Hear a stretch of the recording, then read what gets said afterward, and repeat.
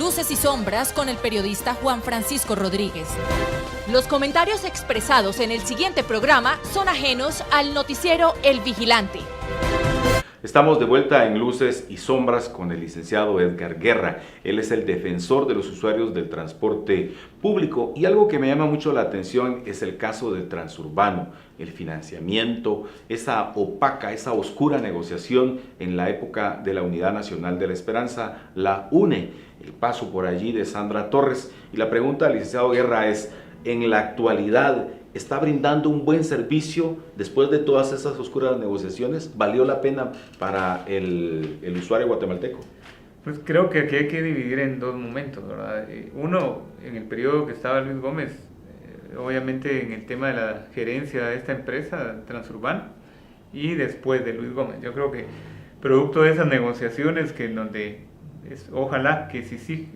en algún momento se sabe que está investigando, pero que dé ya resultados concretos en la persecución penal conjuntamente con el Ministerio Público de estos exfuncionarios públicos de hace años. Estamos hablando desde el año 77, claro, ya algunos ya se han de haber muerto, pero creo que sí los guatemaltecos nos merecemos por lo menos esa oportunidad de que se haga justicia en este país en tema de más de 6.000 millones de quetzales literalmente tirados a la basura, en donde ya tendríamos, por ejemplo, un metro, que como lo ha hecho República Dominicana, en esfuerzos muy importantes, en donde son soluciones de largo plazo. No digo que Transmetro esté mal, o sea, el sistema de transporte debe ser diverso, o sea, debe haber varios sistemas trabajando conjuntamente, es lo que define un verdadero sistema, en donde yo pueda decir, me voy a ir en el metro, pero si no hay una parada, me puedo ir en Transmetro, me puedo ir en un bus de cualquier color, ¿verdad? Que esté designado o diseñado dentro de un sistema. Acá creo que sí ha habido desde el año 77 una complicidad de mucha gente, en donde se han hecho millonarios a costa del pueblo, de la necesidad del pueblo de Guatemala, en el sentido de que todo el mundo tenemos que movilizarnos a algún lado y sabemos que la única forma y más económica es a través del transporte público. Entonces, bajo esta justificación se ha estado invirtiendo, entre comillas, cantidades multimillonarias, y podemos hablar desde el año 77, 300.000 quetzales de la época, traducido, obviamente hay que hacer el cambio a dólares, mensuales en el tema de subsidio. Luego subió a mayor cantidad, incluso ya en los años 80, 90 se hablaba de 6 millones de quetzales. Luego se duplicó ese monto a 12 millones de quetzales, a 19 millones, a 21, 24, y ya más recientemente eran 35 millones de quetzales mensuales en tema de subsidio directo. Y estos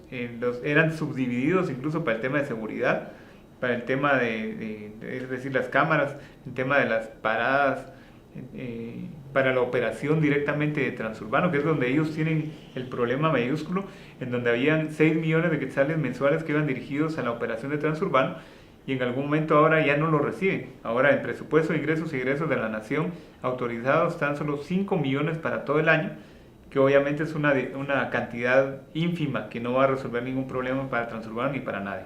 Ahora, cuando se pensó en Transurbano, se pensó que iban a ser otras asociaciones, que se abría el mercado para que realmente fuera libre y que entrara la competencia. Sin embargo, encontramos que las personas que están operando los buses azules son también amigos familiares o los mismos que también están operando los buses rojos, que algunos son también propietarios de algunas rutas cortas, y es prácticamente un monopolio donde no permiten el ingreso de ningún tipo de competencia. Incluso yo diría, yendo un poquito en el análisis más fino, de las 28 asociaciones que conforman la Asociación de Empresas de Autobuses Urbanos, la estrategia era convertirlos a ellos de una asociación no lucrativa o sin fines de lucro a 4 o más empresas de transporte que conforman Transurbano. Y le vendieron la ilusión a los mismos transportistas que ellos ya iban a ser empresarios de una manera diferente, donde iban a tener opción a utilidades. Se los enfocaron muy bien, o sea, el plan de negocios era muy bien pensado y muy bien estructurado, que al final incluso aparentemente entre ellos mismos fueron engañados. O sea, me voy a referir a un caso que ha sido muy sonado en la aparente sobrevaloración de la compra de las unidades de Transurbano a una empresa o 2 empresas de Brasil,